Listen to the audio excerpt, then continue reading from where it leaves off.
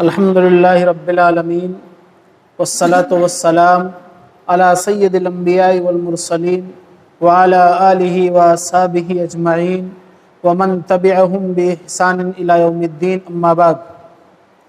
قال اللہ تبارک و تعالی فی القرآن المجید والفرقان الحمید: الف لام میم ذالک الکتاب لا ریب فیہ ھدی للمتقین۔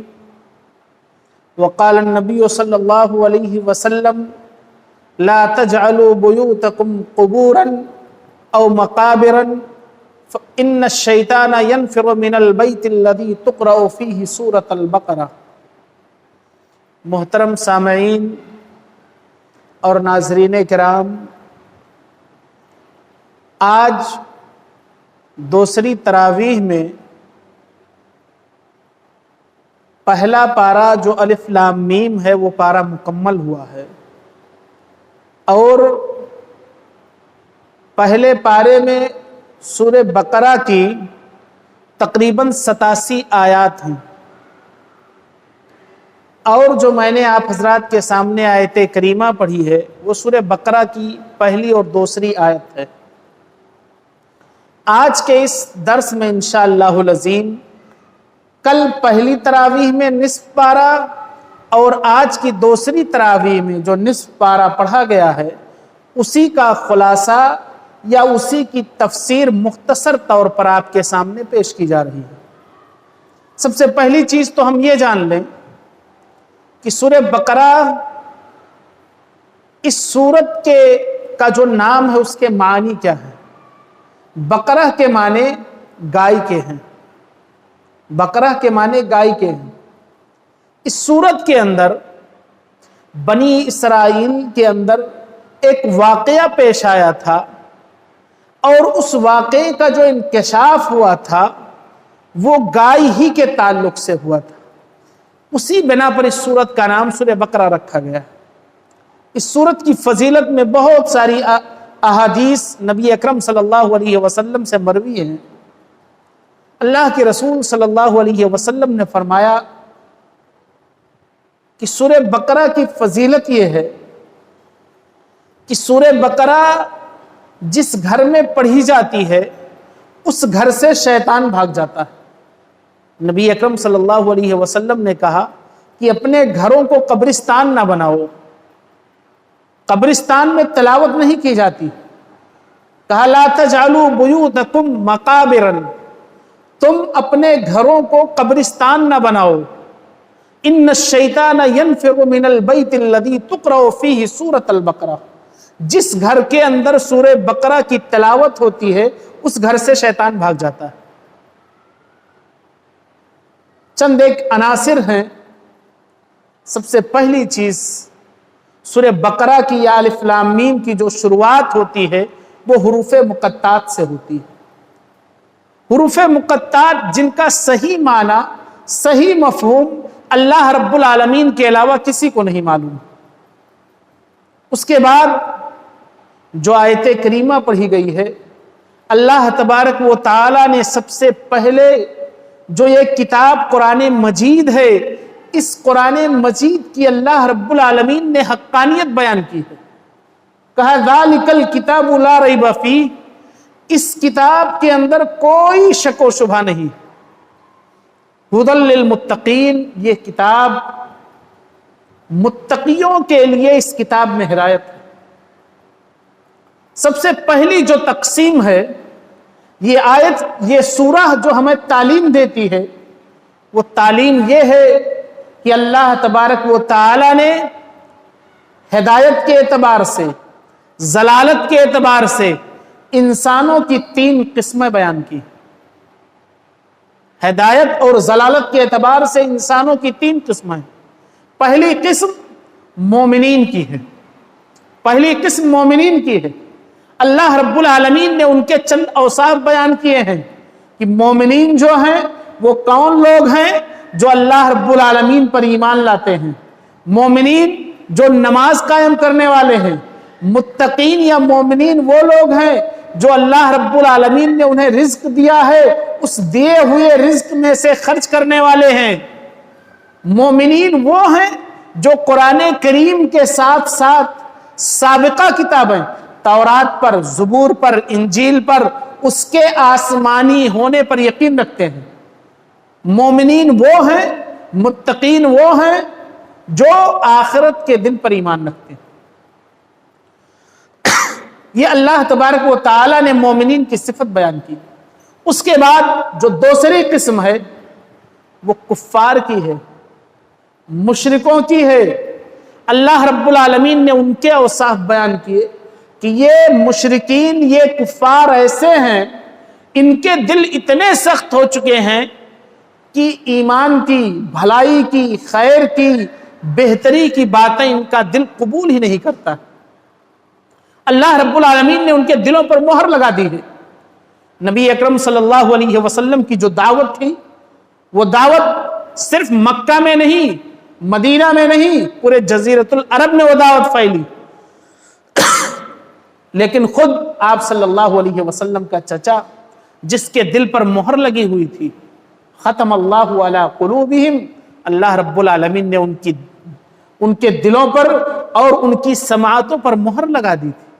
وہ بھلائی کی بات سننے سے ابو جہل، ابو لہب کون تھے؟ نبی صلی اللہ علیہ وسلم کے چچا تھے۔ پورا جزیرۃ العرب اکثر حصہ نبی اکرم صلی اللہ علیہ وسلم کی دعوت سے فیضیاب ہو رہا ہے، اور خود چچا کی کیفیت یہ ہے کہ وہ نبی صلی اللہ علیہ وسلم کی دعوت سننے سے، اس کو قبول کرنے سے انکار کر رہا ہے۔ ایک تیسری جو قسم ہے وہ منافقین کی ہے۔ منافقین جو جب مسلمانوں کے سامنے ہوتے تھے، مومنوں کے سامنے ہوتے تھے تو اپنے ایمان کا اظہار کرتے تھے، اور جب ان سے الگ ہو جاتے تھے، کفار کے پاس پہنچتے تھے یا مومنوں سے الگ ہو کر کے ہٹ جاتے تھے، تب وہ اپنا نفاق ظاہر کرتے تھے۔ یہ اللہ رب العالمین نے ہدایت اور ضلالت کے اعتبار سے انسانوں کی تین قسمیں بیان کی۔ اس کے بعد اللہ تبارک و تعالی نے ساری انسانیت کو جو چوتھی تعلیم ہمیں دیتی، سورہ بقرہ جو ہمیں چوتھی تعلیم دیتی ہے، وہ یہ ہے کہ اللہ تبارک و تعالی نے تمام انسانیت کو اپنے بندگی کی دعوت دی ہے۔ پیدا کرنے والا، روزی دینے والا، ہر بیماری سے محفوظ رکھنے والا، ہر بلا سے محفوظ رکھنے والا، تمام قسم کا کارساز صرف اور صرف اللہ رب العالمین کی ذات ہے۔ عبادت کس کی کرنی چاہیے؟ اللہ رب العالمین کی کرنی چاہیے۔ اسی لیے اللہ تبارک و تعالی نے بنی اسرائیل کو جو بہت ساری تعلیمات دی، ان تعلیمات میں سے اللہ تبارک و تعالی نے یہ تعلیم دی کہ پہلے تو میری عبادت کرو، اس کے بعد والدین کے ساتھ حسن سلوک کرو۔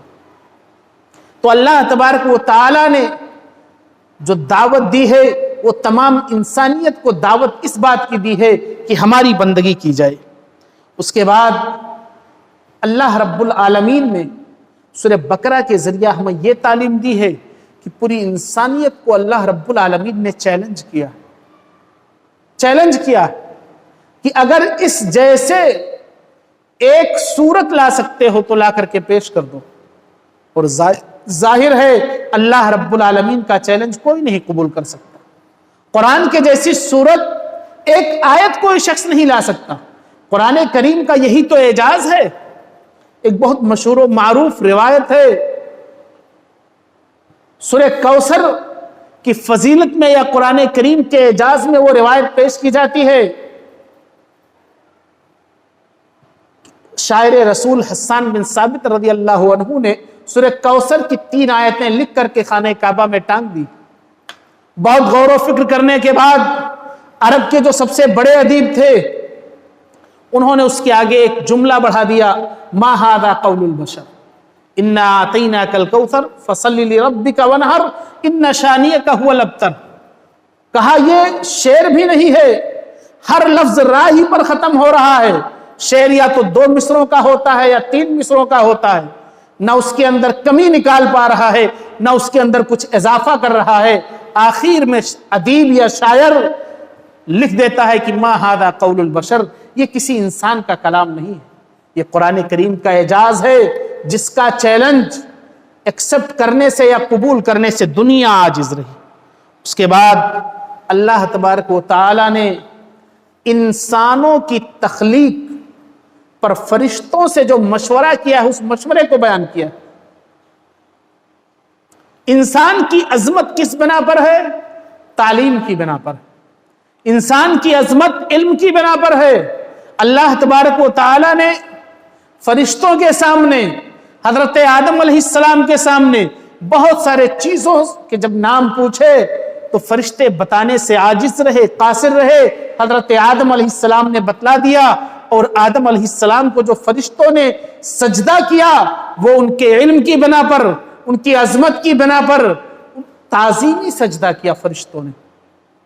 اللہ رب العالمین نے فرشتوں کو حکم دیا۔ آج دیکھ لیجئے، اپنے معاشرے میں دیکھ لیجئے، ایک کمانے والا شخص اور ایک تعلیم یافتہ شخص، دونوں میں قدر کس کی ہے؟ کسے لوگ عزت کی نگاہ سے دیکھتے ہیں؟ حضرت آدم علیہ السلام کو جو فضیلت فرشتوں پر حاصل ہوئی وہ فضیلت صرف اور صرف علم کی بنا پر تھی، جانکاری کی بنا پر تھی۔ اس لیے ہم کو اور آپ کو، تمام لوگوں کو ضرورت ہے اس بات کی کہ ہم علم حاصل کریں۔ اللہ کے رسول صلی اللہ علیہ وسلم کی حدیث ہے کہ ہر مسلمان کو ضروری ہے یا ہر مسلمان پر ضروری ہے کہ وہ علم کو حاصل کرے۔ علم کا حاصل کرنا ہر مسلمان پر فرض اور ضروری ہے۔ اسی طرح سے جو میں نے شروع میں کہا کہ اس سورت کا نام سورہ بقرہ کیوں رکھا گیا، اللہ تبارک و تعالی نے جو ابتدائی نصف پارہ ہے یا آدھے پارے کے بعد اللہ تبارک و تعالی نے بنی اسرائیل کے اس واقعے کا ذکر کیا کہ بنی اسرائیل کے اندر ایک قتل ہوا، اس قتل کا سراغ نہیں مل پا رہا تھا، سراغ نہیں چل پا رہا تھا کہ قتل کس نے کیا۔ اللہ تبارک و تعالی نے لوگوں کو حکم دیا کہ جاؤ اور ایک بقرہ یعنی ایک گائے کو ذبح کرو، اور اس کے گوشت کو اٹھا کر کے اس سے اس مردے کو، جو مردہ جسم ہے، اس کو مارو۔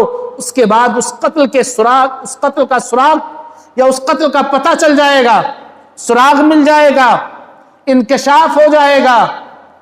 بنی اسرائیل والوں نے سوال پر سوال کیا کہ اے رب، موسیٰ علیہ السلام اپنے رب سے پوچھ لیجئے کہ وہ گائے کیسی ہونی چاہیے، بات برداری والی ہو، اس سے آپ پاشی کی جاتی ہو، یا اسے کہیں استعمال نہ کیا گیا ہو، اس کا رنگ کیسا ہو۔ مختلف سوال بنی اسرائیل نے کیا، اور جیسے جیسے وہ سوال کرتے گئے ویسے ویسے اس سوال میں پھنستے گئے۔ اس لیے کثرت سوال سے منع کیا گیا ہے کہ انسان بہت زیادہ سوال نہ کرے۔ اس کے بعد سورہ بقرہ کے اندر یا پہلے پارے کے اندر اللہ تبارک و تعالی نے یہودیوں کا یا اہل کتاب کی ایک جو بہت مذموم صفت ہے، حسد، اس حسد کا تذکرہ کیا۔ حسد کتنی بڑی بیماری ہے، یہ انسان کو ایسے ہی کھا جاتی ہے جس طرح سے آگ لکڑی کو کھا جاتی ہے۔ آج معاملہ کیا ہے؟ ہم ایک دوسرے کے تئیں خیر خواہ کیوں نہیں ہو پا رہے ہیں؟ ایک دوسرے کے تئیں ہمارے دلوں کے اندر الفت و محبت کیوں نہیں آ رہی ہے؟